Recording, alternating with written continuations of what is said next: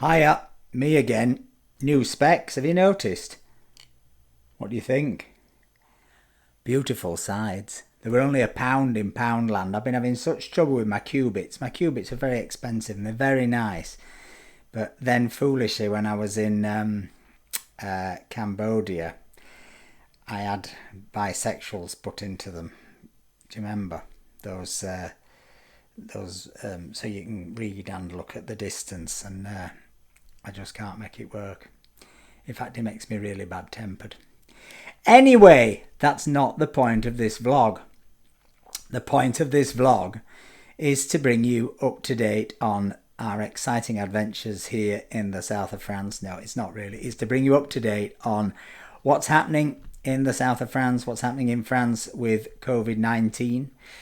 I know yesterday in Britain, your non-essential shops finally opened, but you've still not got bars, restaurants, hairdressers, etc., which we've had for quite a few weeks now. So I thought it'd be interesting just to let you know how it's going, see whether it's working out, and also just to see how people are adapting, because I definitely think there are signs of changes in people's behaviour. Life genuinely does seem to be getting back to normal, apart from the fact that there are no foreign tourists here.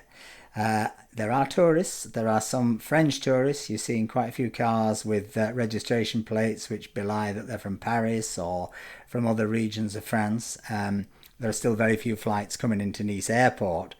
So if people want to get down here, then they're having to drive, and that's perfectly fine. In terms of restaurants and bars, well, I think the ones that cater for locals in Nice particularly seem to me to be very busy. People are spending like sailors on shore leave. But I think, many people have been cooped up for such a long time and they haven't spent any money and they're feeling quite rich and they want to see people again. The bars that are dependent on tourists, particularly British tourists, I think it's fair to say are having a very tough time. There are obviously still no British tourists here really, and because of the quarantine, the stupid pointless quarantine that the great Prime Minister Johnson decided to initiate, British people aren't going to come here until at least June the 29th, which is the date that it is next reviewed, and I'm pretty sure at that point it'll be knocked on the head as being the pointless bit of theatre that it is.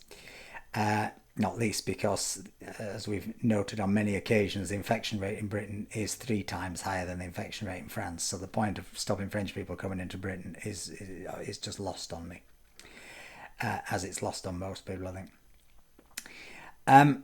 Beaches are full at weekends, very quiet midweek. So that's the sort of where we are with how people are living here. People seem to be going to the gym, people going to the hairdressers, people are going back to normal.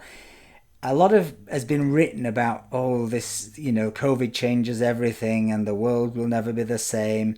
And it's still early days, and if there's a second wave and all the rest of it, then all bets are off, I think. But my gut instinct is that in the end, people have been living in a certain way for 30, 40, 50, 60, 70 years. And 3 months ain't going to change that. 3 months may have changed them temporarily, but I think people have gone back to their default settings. And they're doing the things they always did. Another major development here last night was President Macron addressed the nation from the Élysée Palace. Last night he did it from a set which was involved much less gilded ormolu and many less thrones and pomp. He did it with a window behind him which depicted a sort of park, greenland at the Élysée, I imagine. And I think was to give us the idea that this was all about the future, because the speech, apart from making clear that the whole of France is now a green zone, so bars, restaurants and everything in Paris can now open inside and out, and that the schools will reopen from 22nd of June. Many of the schools are partially open now. The school in Villefranche, I think the infant school, if that's what they call them anymore, I think reception they call them, is open 2 days a week. But yes, the whole of France has become a green zone. But the thrust of Macron's speech was really about the economic storm to come.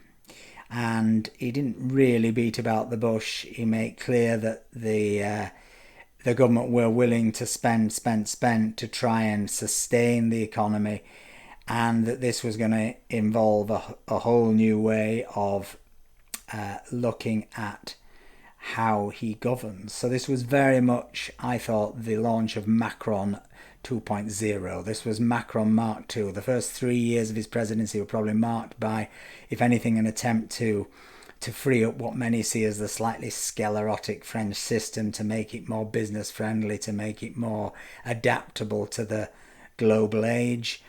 I think he probably quite rightly detects that there has been a big shift in what the electorate will need over the next 2 years up to his re-election, and that the state is perhaps going to have to play as big, if not a bigger part in everyone's life as it ever did in France. France has always been a big state country, and in common with many Western democracies now, I think the state will have to, and is having to, play a very big part in terms of paying people's wages, etc., etc.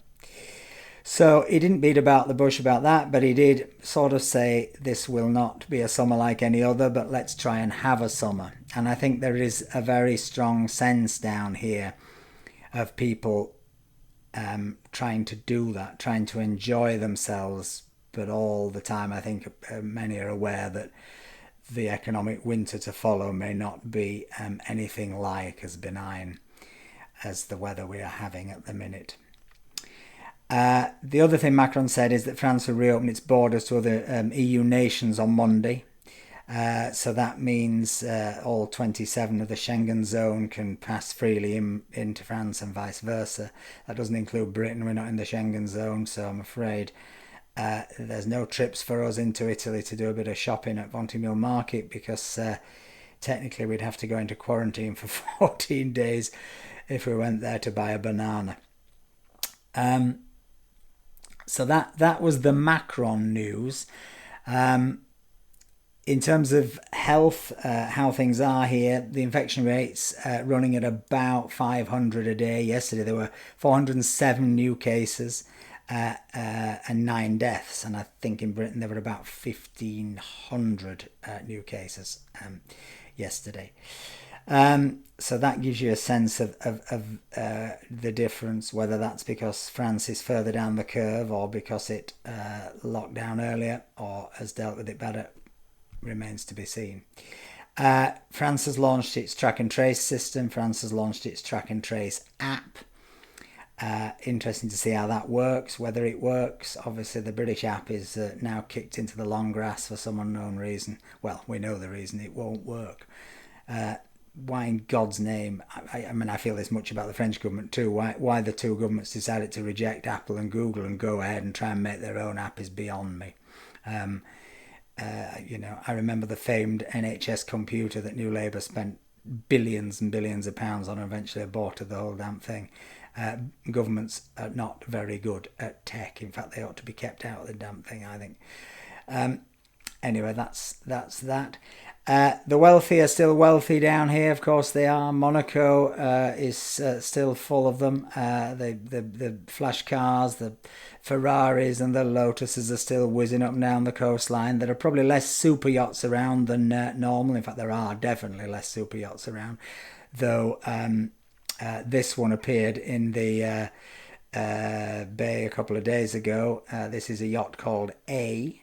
It's owned by the Russian billionaire Andrei Melnichenko. I wrote that down so I won't get it wrong. It has a mast that is so large it has a room inside it. It has a crew of 54, which attends to 20 guests. And apparently he called it A, so he'd be the first in the shipping register. So he's obviously not a competitive man or a flashy man. It was designed by Philip Stark. There's another one that goes alongside it. This is the A motor yacht. Well, you know, one's not enough, is it? You know, if you're going to have a super yacht, you might as well have two. Particularly if you've got a lot of billions that you made in Russia. Anyway, that bit of life remains predictably the same. The rich are still rich. One other bit of good news I discovered down here is that the Grand Départ of the Tour de France is taking place in Nice. It's been delayed, the Tour de France, this year because of the COVID-19 crisis.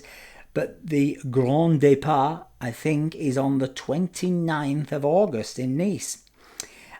So that's very exciting. And I've vowed to myself that I'm going to attempt to do something I've not done before. So it's bound to go horribly wrong, but to try and do a Facebook Live video from the Grand Départ. So it'll probably be me stood behind a lot of men in lycra, not knowing who anybody is, saying, "Oh, look at that." But I'm going to attempt a live video. So, I mean, make a date in your diary. You know, it will be special.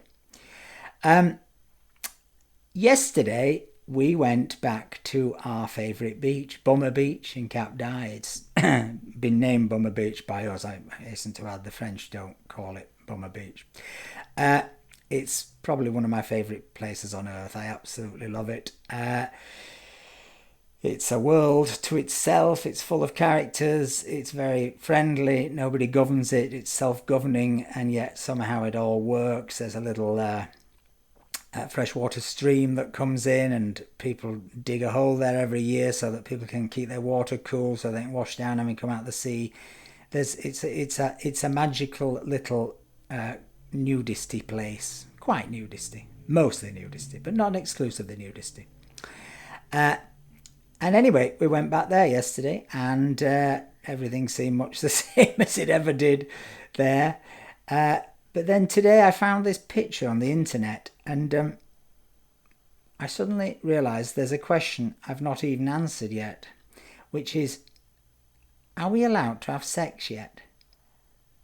I genuinely don't know. I presume not. Or maybe you can, in Britain, only do it if it's in the garden, because you can't have somebody else in the house. But maybe if you do it in the garden, you'll be all right. Although you could get in trouble with the neighbours and that, couldn't you? Anyway, I'll leave you with this delightful image and the thought that sex with strangers may lie ahead of us, or a second wave and we all get washed away. Feeling much more optimistic here about all that, but there's a long way to go, as Mr. Macron said. He more or less said, it's not the beginning of the end, it's the end of the beginning for France in terms of COVID-19.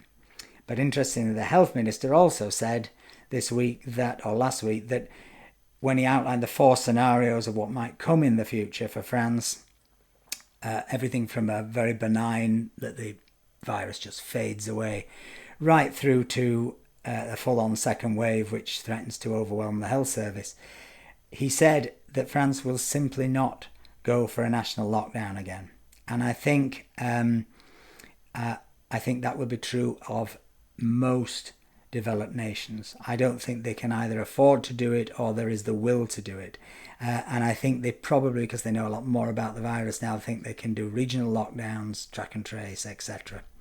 That remains to be seen. That's the great unknown. But for now, bums in the air, wear your masks, keep smiling, keep sane, and enjoy your queue at Primark. I know I will. Bye.